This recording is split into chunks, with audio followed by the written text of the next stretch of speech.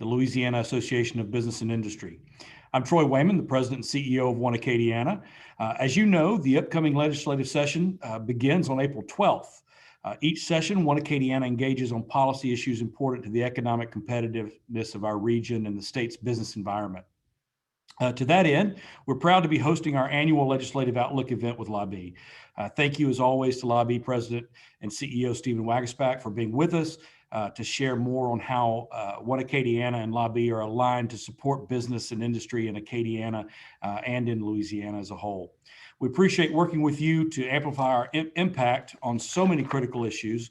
I would be remiss if I did not thank and give special thanks to today's presenting sponsor, Allen and Gooch. We greatly appreciate your generous continued support to make our annual Legislative Outlook possible. You've been with us for several years, and we greatly appreciated that continued support.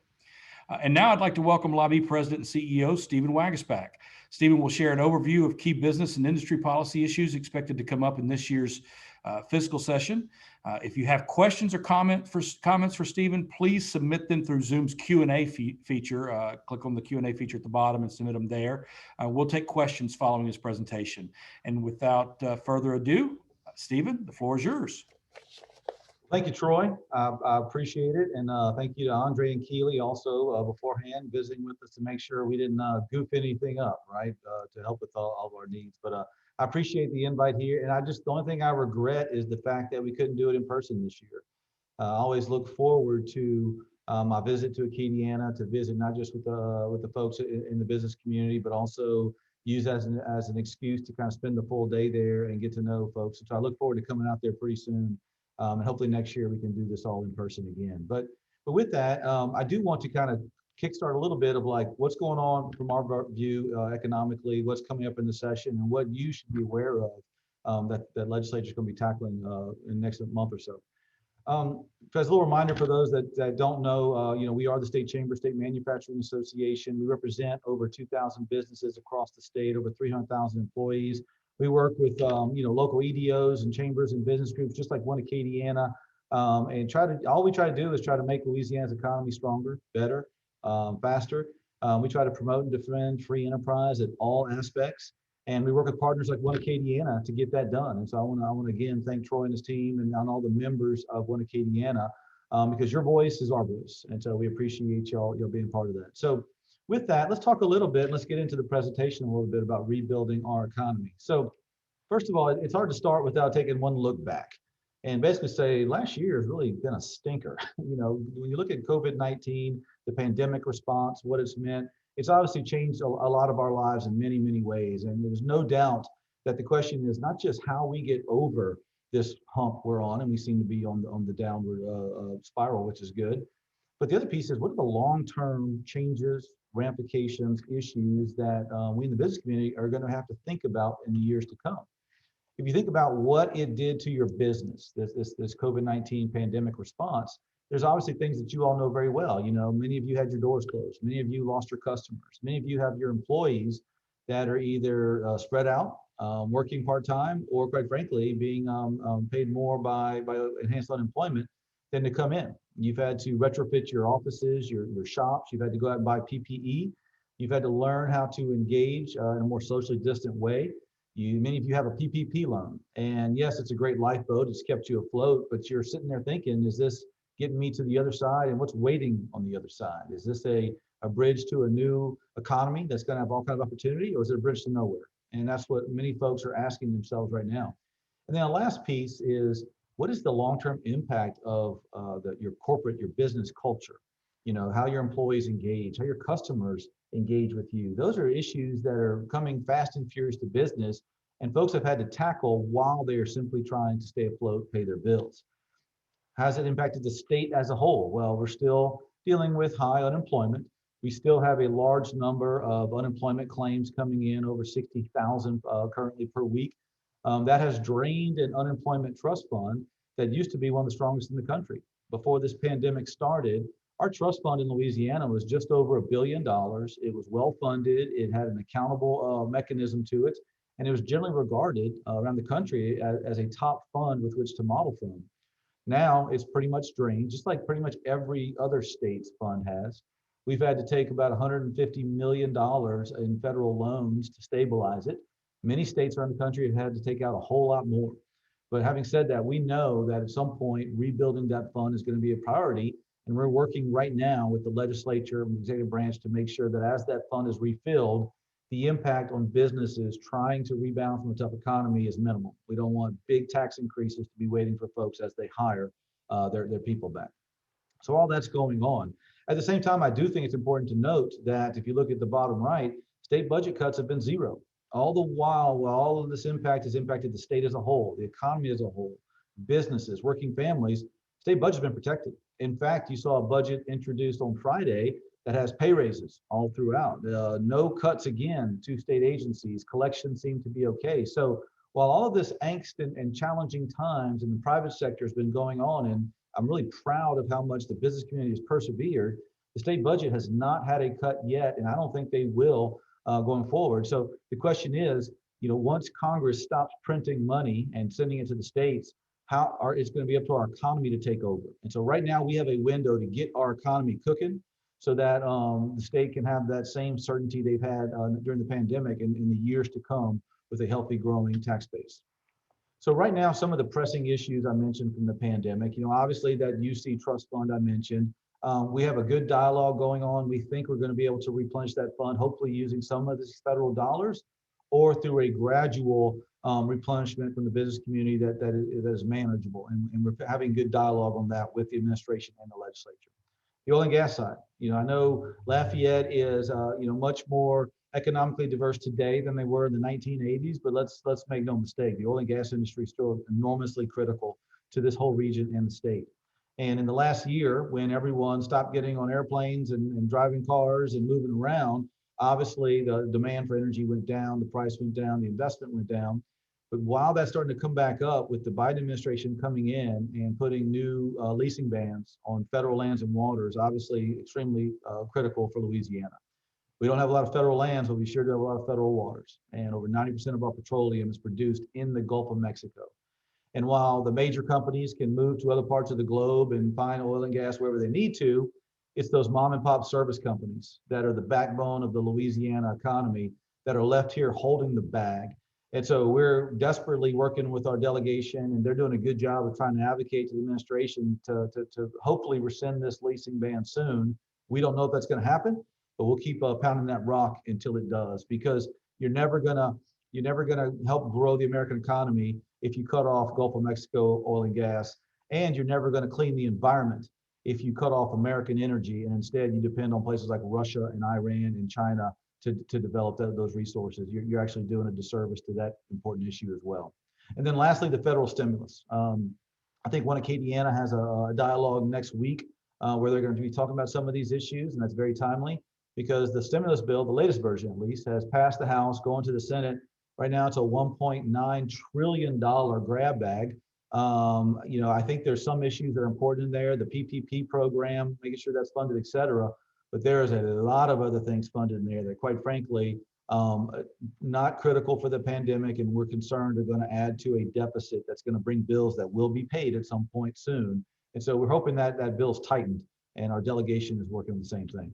So with all of that, it's been a fussy year. It's been a yucky time. It's easy to look out the window and say, is there hope? Is things going to be okay?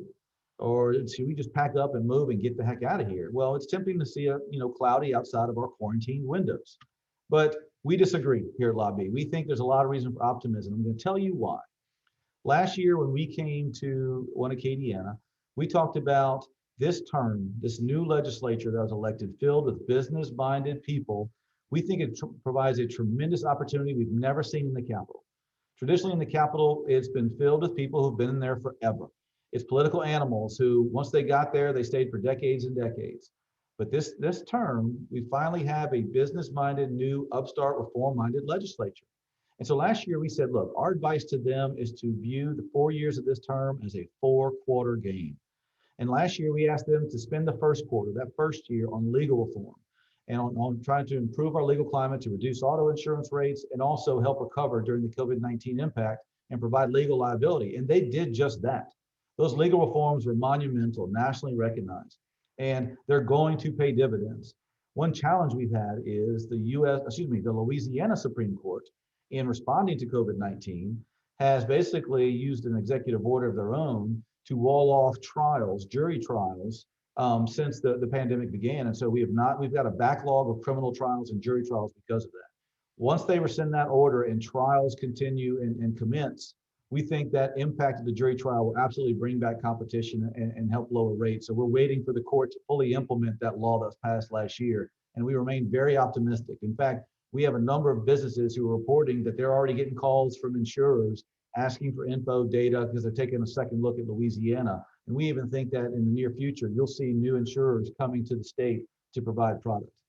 But the second quarter is this year. This is year number 2. And we think this is the year for tax reform, also infrastructure and redistricting. And we'll talk in more detail on that in a second. Let me go quickly to next year, a little precursor of the third quarter. And I say workforce development, education reform. Here's why we say that.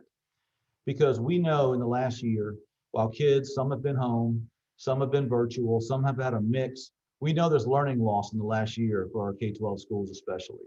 And we know the catch up is going to be intense. And so right now there's a debate in Louisiana whether to do accountability testing, whether to test students. And we are absolutely urging the superintendent and the BESI, the State Board of Education, we have to do those accountability tests. We have to know the truth of where our children are right now.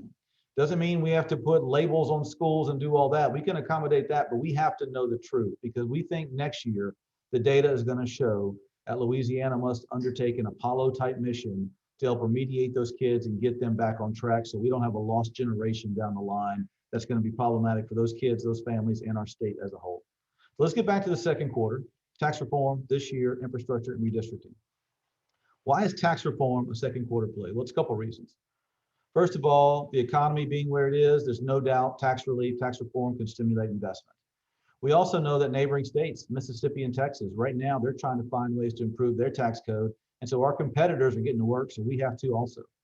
We also know the federal government, they're going to flirt with tax increases this year. They're going to flirt with raising taxes. So we have to get out ahead of that so that we can try to get as much investment as we can before they do something that could be damaging to economic growth in the country. And then lastly, the Constitution in Louisiana says so. You can only do taxes or tax reform every other year. If they don't do it this year, that means it's 2 years from now. That's an election year, and we all know it's hard to do big things in an election year. So this is the year for a myriad of reasons that we need to pursue tax reform. And then if you look at the data, there's really no reason why we shouldn't.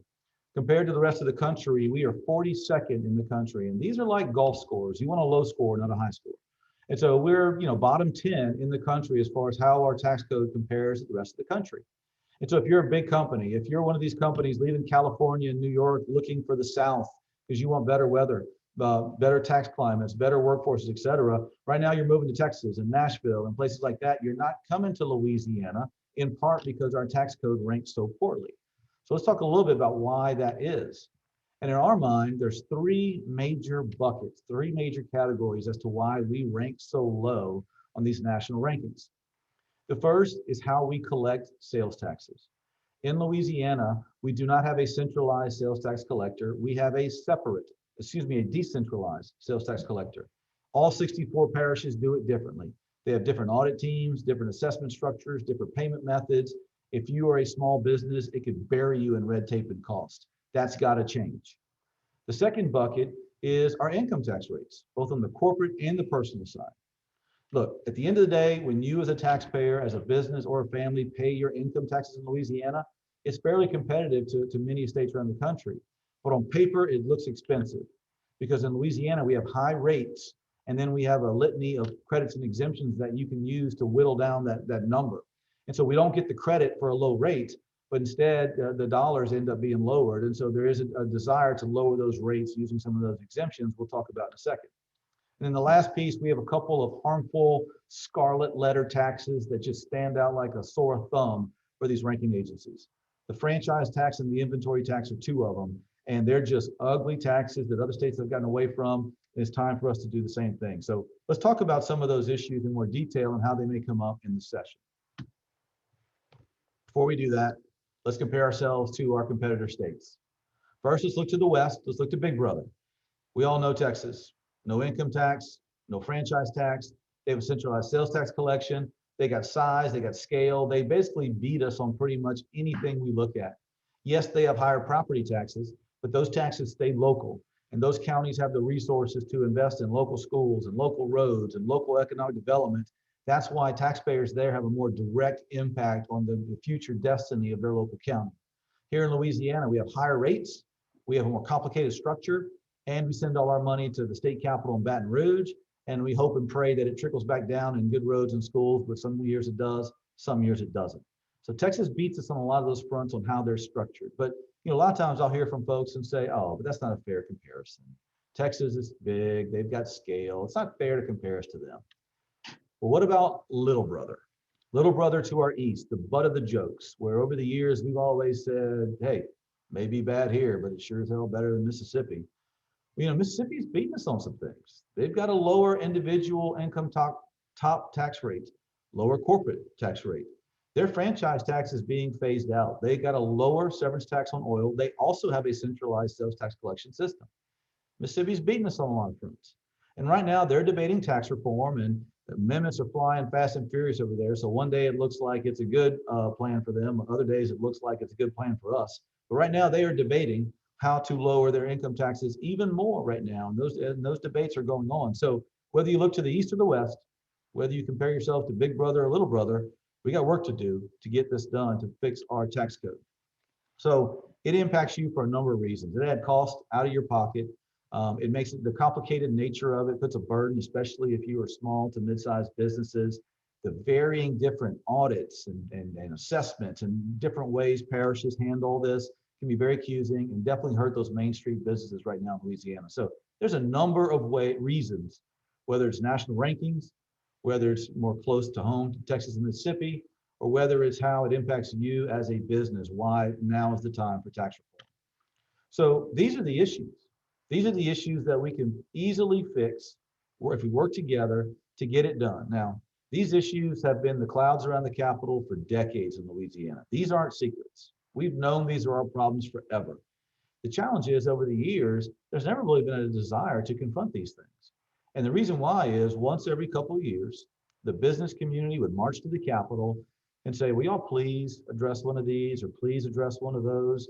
And usually what we would hear from the Capitol is, man, we'd love to, but we got other things we're worried about. Don't worry about it. We'll get to it another day. We'll do a task force. We'll kick it down the road, whatever.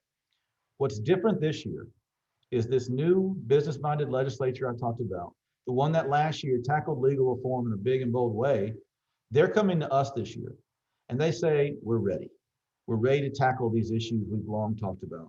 We're ready to try to do something about centralized sales tax collection. We're ready to lower income tax rates across the board using exemptions. We're ready to go and make us more competitive. We're drafting bills. We're working together.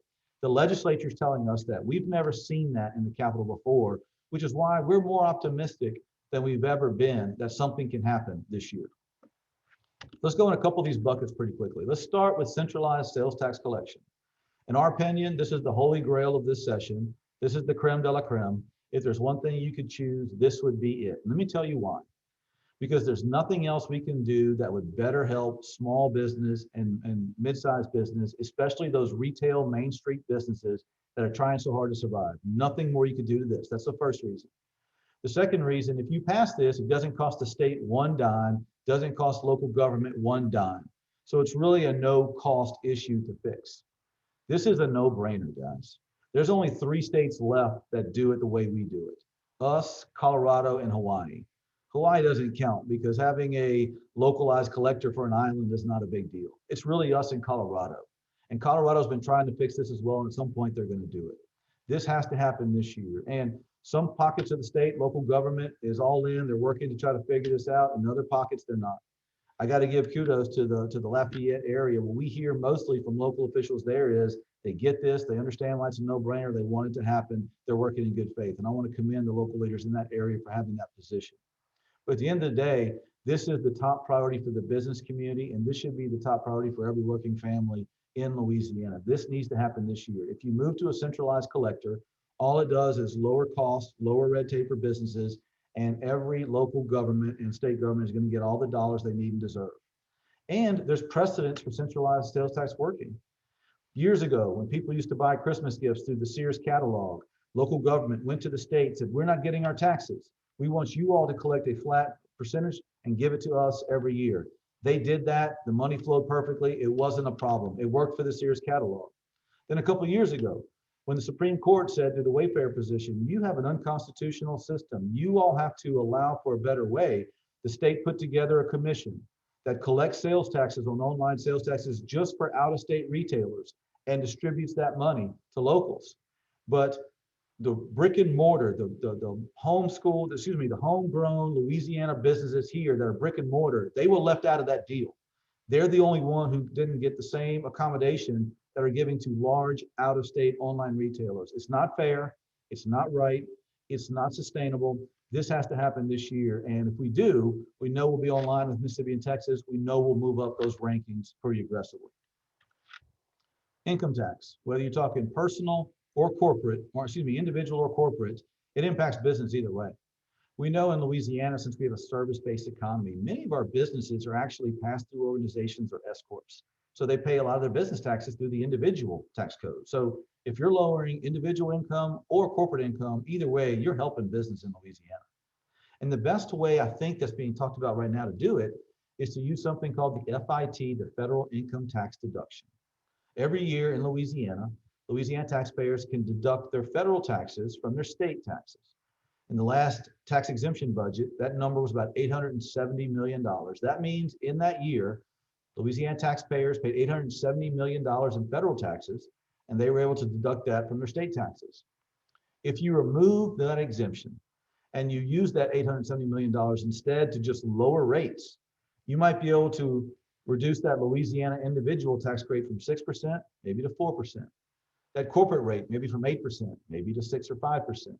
You start lowering rates using the same amount of money today, and the national rankings go up. We start looking more competitive, same impact for taxpayers. All you do is simplify the process for everyone. It makes sense. No one gets hurt in the process, and we move up in the rankings, making us more competitive for big investments here in Louisiana. Franchise and inventory taxes. Think of the franchise tax as a cover charge for a bar. I won't ask how many of you go in bars, but if you do, you know sometimes you got to pay a cover charge. Doesn't matter if you're going to buy a drink or not. You got to pay the man just to get through the door. Well, Louisiana, we have a cover charge for a business to be in the state. Just to have the privilege of operating in Louisiana, you got to pay the man. Doesn't matter if you make money or lose money. Doesn't matter if you're growing or shrinking. You got to pay the man through a franchise tax. It's burdensome. It's unnecessary. It's harmful. It scares away investment, and it targets most small to mid-sized businesses that may be working on a tight margin. Mississippi has phased theirs out. Texas doesn't have one. It's time for Louisiana to begin to phase out of franchise taxes, and I think the legislature is focused on trying to do just that. On inventory taxes, look, inventory taxes are another scarlet letter tax we have. Years ago, this is a couple of decades ago in Louisiana, instead of eliminating the inventory tax when they saw how harmful it was, they put a state credit on it instead. And over time, that credit's been pulled back. So now you have a local inventory tax hitting businesses with inventory without a dollar for dollar credit on top of it. So what has been the results? Well, don't listen to me. Just drive down Highway 90 down to the bayou and look at all those equipment yards down that thoroughfare. You'll see where there's less equipment, there's less inventory there. That's a direct result of a shrinking economy and burdensome inventory taxes that incentivize businesses to send their inventory elsewhere. We've got to phase out that inventory tax because you can't punish someone for having inventory, especially in the last year where government has come in and told them to shut their doors, keep their customers out. You can't make those sales. How can you then tell those people we also have to pay a tax on inventory sitting in those yards? So a phase out of the inventory tax is another piece I think the legislature will try to do in a responsible way. And we think if you phase those two taxes out over a long enough period of time, we think the return on economic development that will come to the state will help offset all, if not most, of the revenue loss there. And so growing economies are the best way to stabilize budgets as compared to burdensome taxes. Next is severance tax. In Louisiana over the years, we have seen a slow march of oil and gas development to the Gulf of Mexico and away from on-land opportunities. Big reason of that is because of trial lawyers have chased them away over the years. But a big reason why maybe we can rekindle some of that is to have severance tax relief and try to do something with our severance tax code, especially to incentivize reinvestment in some of these mothballed areas in the state. And so if you look at how we compare to Texas and Mississippi, we're out of whack. And we do think there's going to be an opportunity to revise our severance tax relief program to rekindle some investment here, especially at a time when the feds are making it harder for the long-term investments in the Gulf. Maybe we can get some of that to move back on shore with smart severance tax reform. So I mentioned those issues in the tax reform piece, and those are all major ones that legislators are talking to us about. Leadership on both sides, the House and the Senate, want to push. And we're right now at the table with them and local government trying to find compromises on all of those. And we're hopeful we'll get some of those done. But again, centralized sales tax collection is the top priority from our mind in the business community. There are other issues coming up. Infrastructure. Everyone knows infrastructure needs to be improved in Louisiana. Everyone knows that there needs to be reforms on how the state uses infrastructure dollars to make sure that every dollar possible goes to roads and bridges, concrete and asphalt, not to overhead and retirement and fluff.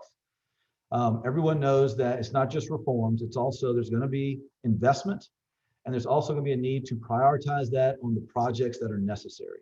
There's going to be several bills introduced this session that our board right now is taking a really hard look at. One of them is a bill by Jack McFarland that lists specific projects that everyone knows are needed, puts hard reforms on DOTD, and yes, has a gas tax increase.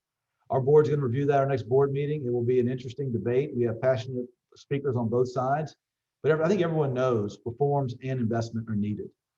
The other piece is there's another bill that's pre-filed and more coming to divert some of the existing sales tax to infrastructure in a big way to make sure we're using existing state dollars to roads.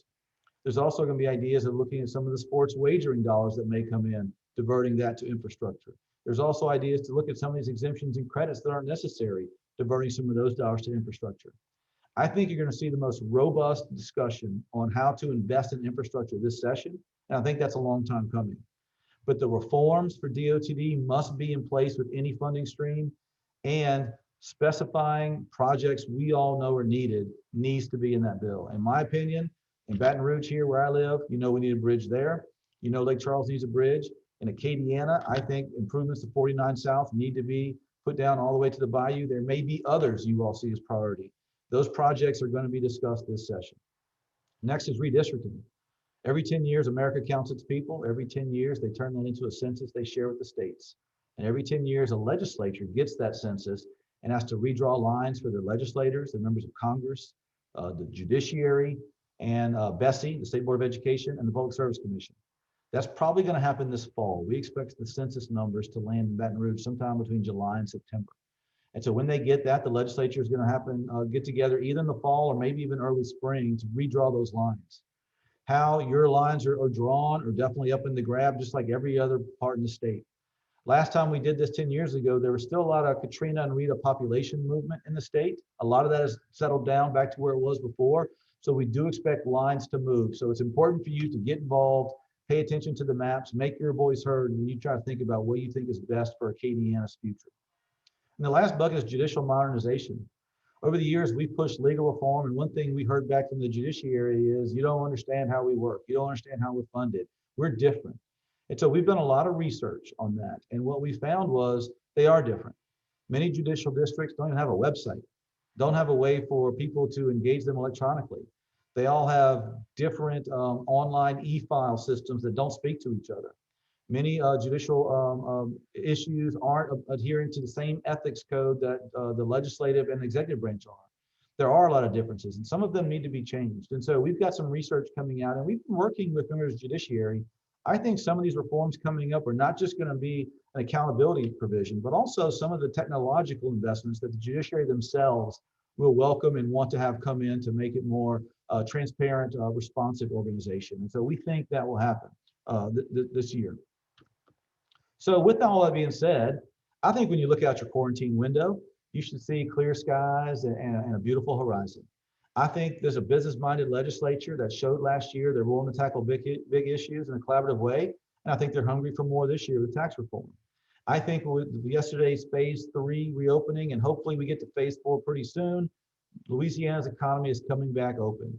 And I think we've got an opportunity to use this more reform-minded legislature, have some momentum this session, And if we get another set of victories this session, I think it'll become cruise control in the Capitol pretty soon, where tackling big challenges becomes the norm, not the exception. So I think our outlook is rosier than maybe many people think, and I hope you do as well.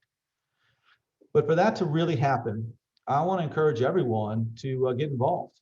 And from our perspective, the great way to do that is to text LABI to 66866. If you do that, it signs you up for our mailing list. Every day in session, we'll send out an update of what happened that day, what's coming up the next day, backgrounders on issues, and easy click here to make your voice heard to your legislature. If you sign up for these updates, I promise you, you will get more educated than you ever have been on session. I promise you it'll be the easiest way you've ever seen to engage your local officials. And I promise you, if you don't like any of that, you can throw us in a junk folder and delete us anytime you want. So it's an easy sign up. So I'd urge you to do that if you can. This is if you're a social media person, if you're stuck in traffic, which you shouldn't play on your phone, but I know many of you do. If you want to look us up, this is how you find us. And lastly, I would say, look, just like One Acadiana, we are a membership organization. If you're a business wanting to make your voice heard in DC and Baton Rouge, we urge you to become a LABI member. We work very closely with One Acadiana. We know they do a great job and they're a great partner of ours.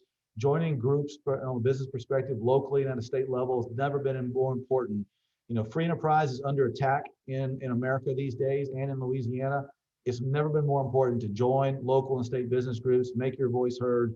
The more we speak clearly and loudly, the more we can defend the American Louisiana way of life each and every day. So with that, Troy, I'll be glad to wrap it up and take any questions, comments that folks have. And I want to thank you again for the invitation.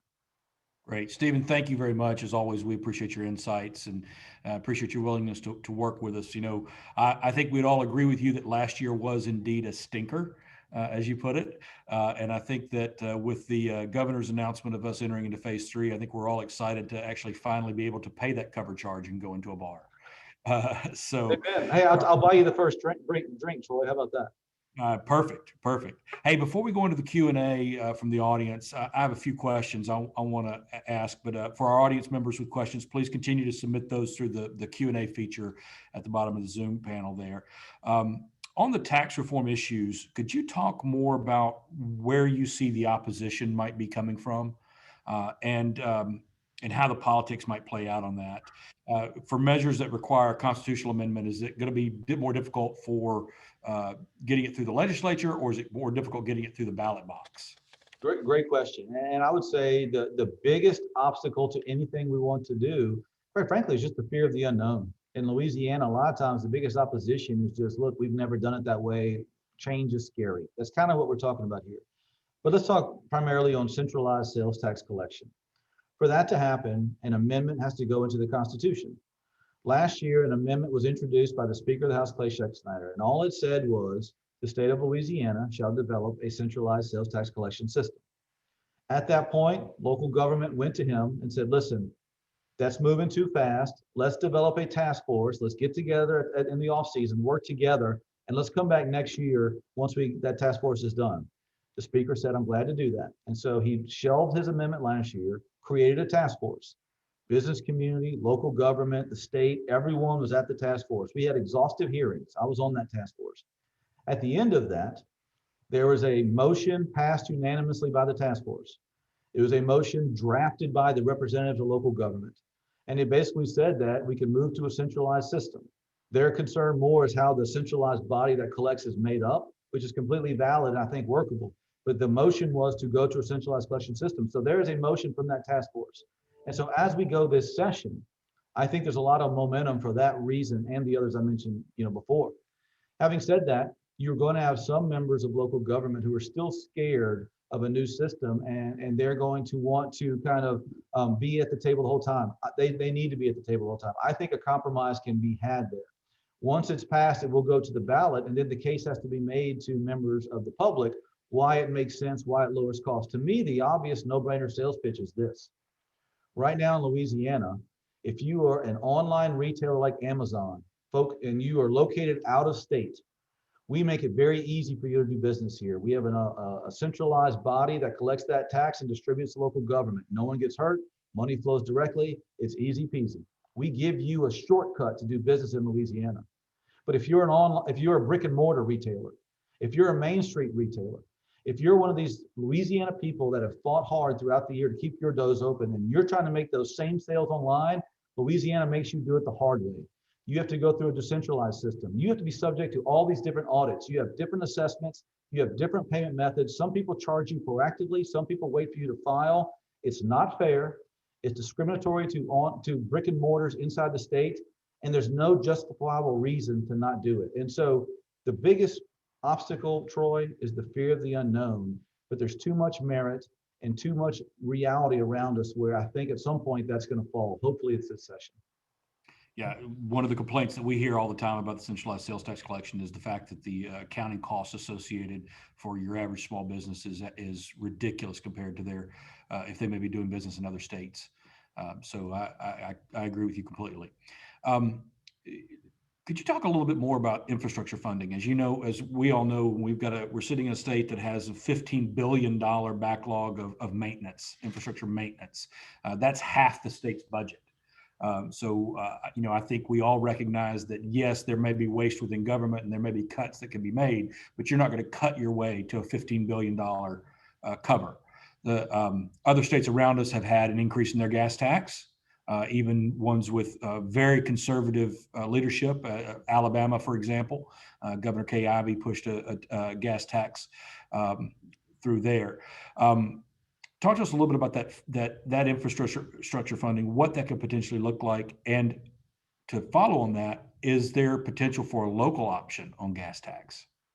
So on the investment piece of infrastructure, look, we expect that bill by Representative Jack McFarland to be introduced pretty soon.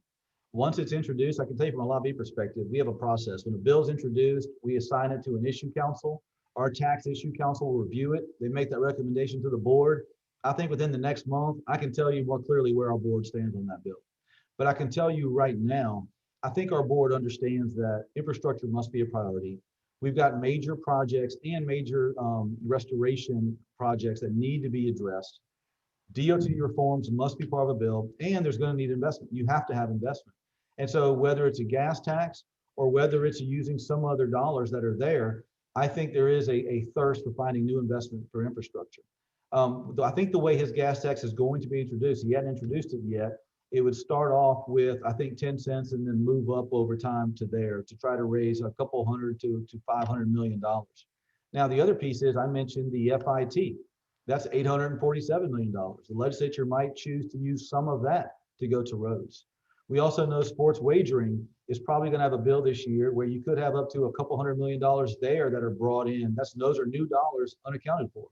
And while some of that must go for early education, perhaps a big chunk of that could also go to roads. And we also know that as the federal government continues to spend major dollars to state and local government through stimulus efforts, a big chunk of that could go towards roads. So it may be a collection of efforts. It may be one funding stream. It may be a collection of others. The last piece I would say is, if folks remember back in 2016, I guess it was, whenever the state implemented the permanent penny, the fifth penny, where they brought in that fifth penny of sales tax. And then a couple of years ago, they chopped it in half and did another extension of it. So there's a 0.45 sales tax that's going to roll off in a couple of years. There's some discussion of just dedicating some or all of that to infrastructure over time.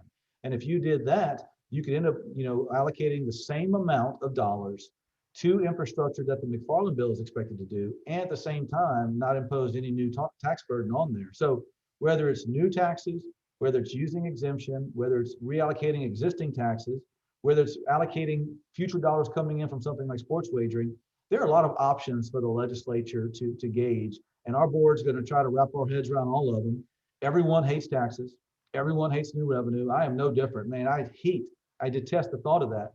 But at the same time, I also detest the thought of infrastructure continuing to fall apart and fall behind other states. And we can't put our head in the sand much longer. Agreed. How can we ensure that Acadiana gets their share of any of that new funding? Well, if you have a bill, I do think listed projects need to be a part of it. The problem in Louisiana is everyone remembers the timed program back from the late 80s. And that program doesn't have the best track record. And I would tell you it's a different era back then. The projects put in that bill were drafted in a dark hallway coming out of a committee. There was no Twitter, there was no Facebook, there was no 24/7 news. those projects were kind of done last minute with a political handshake. In today's day and age, if you list priority projects in a bill, it will have the full scrutiny of the public, of social media, of us, of others. It'll only be priority projects. And you know it's going to be the ones that people need. So I do think listed projects need to be in a bill. And so I would encourage Acadiana to figure out what is your top priority and make sure that any bill that passes has that in there. And you can speak better for that than I have. I have my own theory of what it is, but you all can find that as well. The other piece I would tell you is, I would sit down with Stuart Bishop, who chairs, obviously, the Ways and Means Committee. He's a respected member from your area. He has said publicly and privately, one of his top priorities as chair is to do capital outlay reform. And I think one of the reasons he wants to do that is he wants the state to start being more strategic in how they invest their capital outlay dollars. And I know infrastructure is a high priority for him. So I think working with him to make sure that anything they do on that front has Acadiana type projects listed in there is also a great use of your time. Great, thank you. One Acadiana, we are very close with George Swift and the Southwest Louisiana Economic Development Alliance over in Lake Charles because of their proximity to us, and we share a lot of similarities. And we've partnered with them. And you met with those guys yesterday and did a similar event with them. And we've partnered with them on a super region. I won't say organization because there's nothing really formal about it, but basically to pool the strength of our collective legislative delegation, mainly to focus on keeping the 3rd Congressional District unified as possible in this redistricting discussion. What should we expect from this redistricting process later this year? I would expect you should get a big old box of popcorn and turn on your legislative live stream and get ready for a show. Because when those numbers come out, look, redistricting is always tough. Let's be honest. Let's just call it what it is. When the numbers come out, it's going to show population movement, and the data is going to drive some of the lines moving, and we all know that. And so, the good news is, I would say Acadiana has a strong group in the legislative leadership that understands, your perspectives. And so you've got a great voice in those discussions. So, you've definitely got that going for you. We've mentioned Senate President, we've mentioned Stewart. Now, let's not forget that Representative Stefanski is now chair of the House committee that's going to be rewriting a lot of these lines. And so you've got a good voice in there. The truth is, Katrina and Rita were only a couple years distant the last time we drew our lines. And so you had a lot of population movement all over the state. Well, a lot of that population is going back home. And so you're going to see lines move. You're going to see Congressman Cedric Richmond's district, instead of going all the way up the river into North Baton Rouge, you'll probably see it go closer to the more of the New Orleans area district like it was before. That will change populations into different areas. And so I would just tell you that it's a data-driven process. It is tricky. It's sometimes friends working against friends or enemies working with enemies. Redistricting has an interesting subplot to it a lot of times. And so let your local leaders know, hang on for dear life, and grab your popcorn. That'd be my advice. Thanks. Thank you, Stephen. Appreciate that. We will definitely be watching it very closely and making sure, looking out for Acadiana's best interest. I'll say that. Well, I'm going to hand it over to Andre right now because we've got some audience Q&A. So we've got a few questions from the audience, and I'm going to turn it over to Andre to go through those questions. Thank you, Troy and Stephen. The first question we have from the audience relates to the energy industry. You touched on severance tax relief, but another big issue for the energy industry is the legacy lawsuits. Could you talk a little bit more about that and if we're expecting any legislation on that front this session? Yeah, I would argue the legacy lawsuit culture in Louisiana is the biggest reason we've seen the reduction in the oil and gas industry from the 1980s. I think we've allowed an out of control, runaway legal climate, chase away good jobs, and send it to West Texas, Pennsylvania, other countries, anywhere else. And quite frankly, shame on us all for allowing that over the last 50 years to take place. So having said that, would I love to see legacy lawsuit reform this session? Would I love to see a reduction in these coastal lawsuits that are kind of the next generation of legacy lawsuits that are absolutely destructive? You bet I would. Do I think they're in the cards this session? I don't know yet. And we're always looking for opportunities to do that. And trust me, if there's a window, we'll be the first ones trying to kick the door open to do it. But I'm not aware of any bills coming up to deal with legacy lawsuit reform in that sense. Last year, there were great reforms in the auto insurance space on legal protection and also in COVID-19 liability. But the big thing hanging out there is legal reforms for the energy industry. And so we'll continue to work with our energy partners and figure out what next is needed on that. But there's no doubt the legacy lawsuit culture in Louisiana is toxic. And, I mentioned, Highway 90 earlier and what those equipment yards look like as you go down the bayou and where there used to be equipment and the inventory tax chased away. Just as frustrating on Highway 90 as that is when you're driving, look up at those billboards. Look up at who's advertising. Look up who is staring down at those empty service company yards, and they're literally laughing at the jobs they've chased away. So I think it's a huge problem. We'll always be part of the group, willing to jump on any grenade to get that done. But I don't see big legislation moving this session despite the obvious need for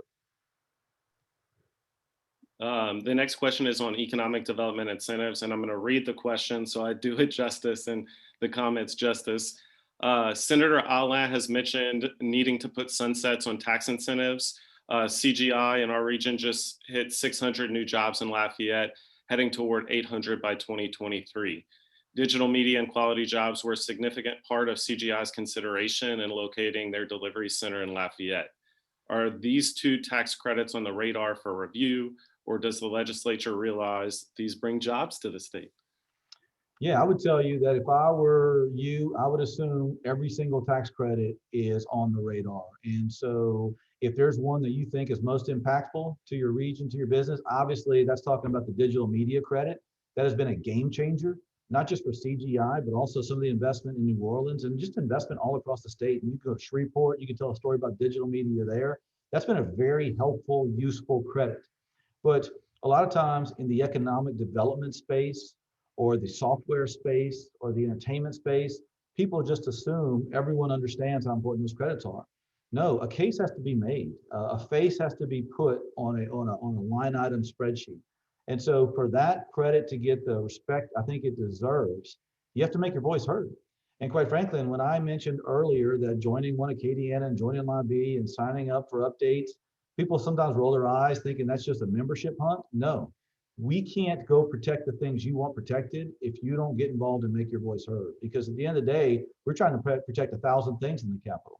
You've got to go and help be part of that voice. So I do think it's important. I do think that digital media credit's been a game changer. I do think every credit's on the radar. And so you have to speak up and make the voice heard, because the merits on that one are pretty clear and impactful. Thank you. The next question is on infrastructure. And kind of gets at some innovative ways to think about infrastructure funding. Several years back, the state set up a infrastructure bank in a statute or through a constitutional amendment that's run by the Treasury, but it's never been capitalized. And that's a tool that South Carolina has used for infrastructure funding. Are there opportunities like utilizing the infrastructure bank or other kind of innovative approaches to infrastructure funding that you think might make sense? Absolutely. I think kind of like we used to always talk about energy being an all the above, I think we need to start talking about infrastructure investment that way. I think the trap we've always been in Louisiana is everyone drives on the roads and bridges and everyone sees the obvious need, but everyone's freaked out about taxes. Look, I am too. We're all freaked out about it. And so I think we have to start being open to innovative and different and maybe overlapping ways to invest in infrastructure. An investment bank is one of them. One of the challenges we have when you go out to the market, and whether you're talking to pension funds or other investment entities or whatever, and you want to do some type of PPP where you want to go in and bring in a private partner, a lot of our areas don't have the vehicle counts that can warrant that type of investment, or if a toll comes in, the toll would have to be too high to back the loan or the investment. So we do have some limitations there, but it doesn't mean we can't always try to be creative on ways to do that. I mean, I'll give you kind of a international weird example, but how many of you have seen pictures of Sydney, Australia, and you see that beautiful opera house and all these other investments? They're having an investment renaissance right there. Well, a lot of that is because of international pension funds investing in those types of projects. And so A lot of times we've always looked at the only way to invest in infrastructure is a new tax.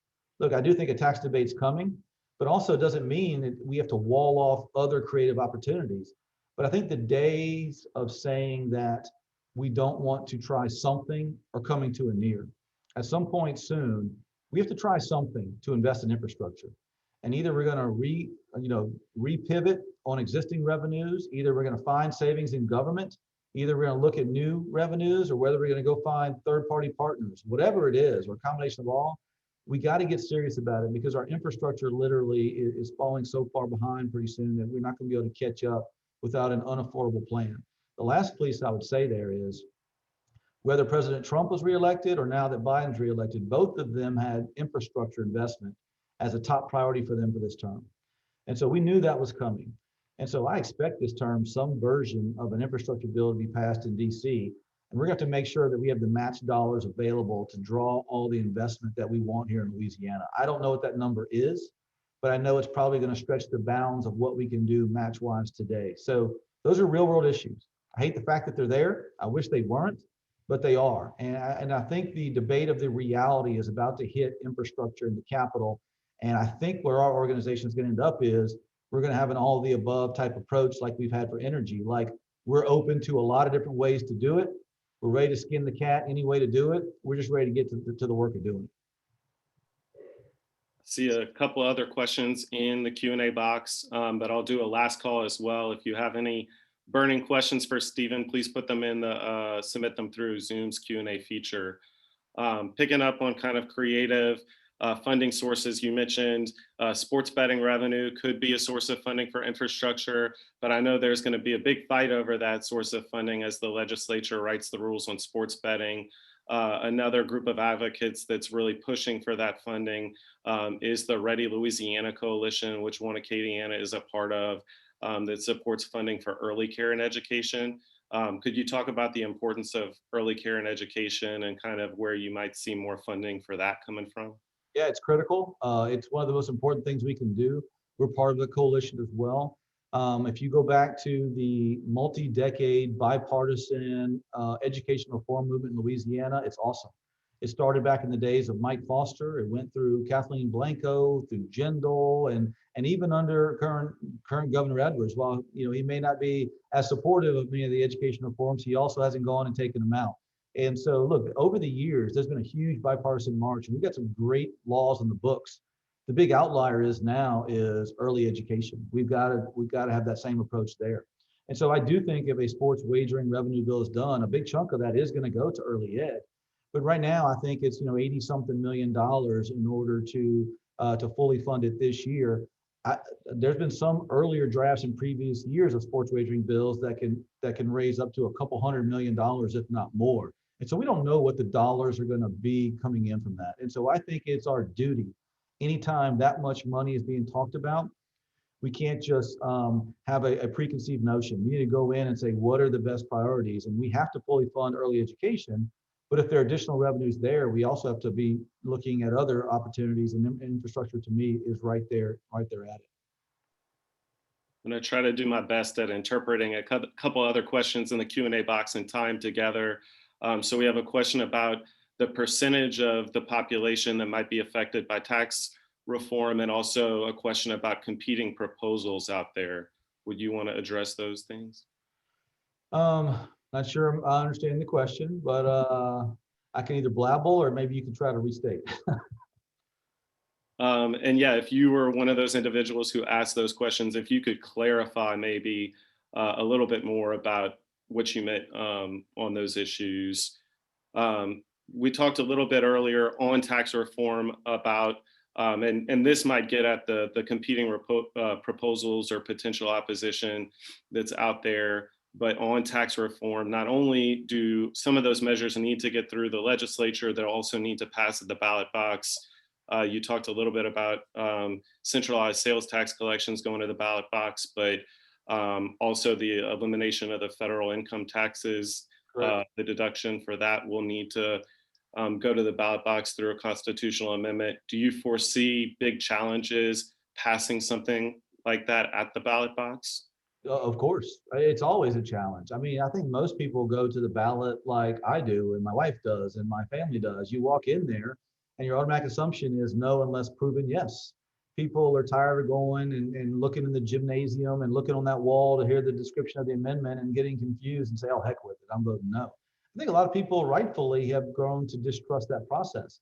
That's why I think it's so important for us to clearly articulate, why this is an important issue, why it makes sense for everyone, and help folks understand it. But at the end of the day, the ballot box is going to be where we'll truly understand where people are on these issues, and we have to respect that opinion.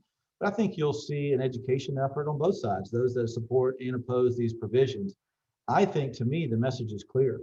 Right now, when it comes to how we collect sales taxes, we unfairly penalize Louisiana small businesses that are brick and mortar, the same ones that have had two hands tied behind their back this last year during the pandemic.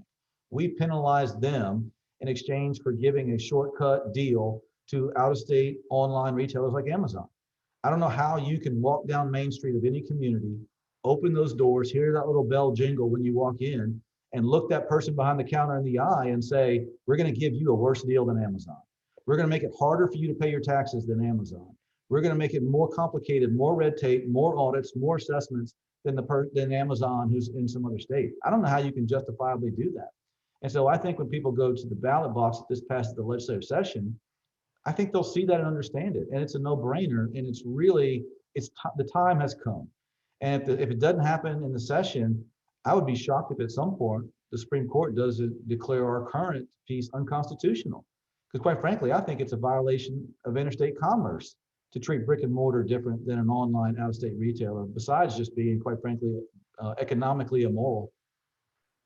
Yeah, it's a fairness issue. Well, we're coming right up against time. Any last parting thoughts for us before Troy closes us out? Do you have any last parting thoughts before Troy closes us out, Stephen? Oh, for me, no, just thank you once again. I know it's been a challenging year for businesses of all shapes and sizes. I know there's a lot of opportunity this year, but there's also a lot of concern and uncertainty out there. I just want to say thank you to the business community. You've all been frontline heroes over the last year. You've done whatever it takes to keep your doors open. You've done whatever it takes to keep your customers. You've put food in the community. You've put PPE in the community. You've done a lot of things, big and small. You've donated to local nonprofits. I think we saw the great heart and soul of the business community last year, and I want to thank everyone for that and just say what a privilege it is to represent businesses of all shapes and sizes, especially during times like this. So with that, Troy, thanks again for the invitation. Great. Stephen, thank you very much. Really appreciate your insights and always enjoy spending time with you. And that brings us to the end of our presentation. We want to thank our presenting sponsor once again, Allen & Gooch, and I want to thank all of you for joining us. So thank you all and have a great day and stay safe.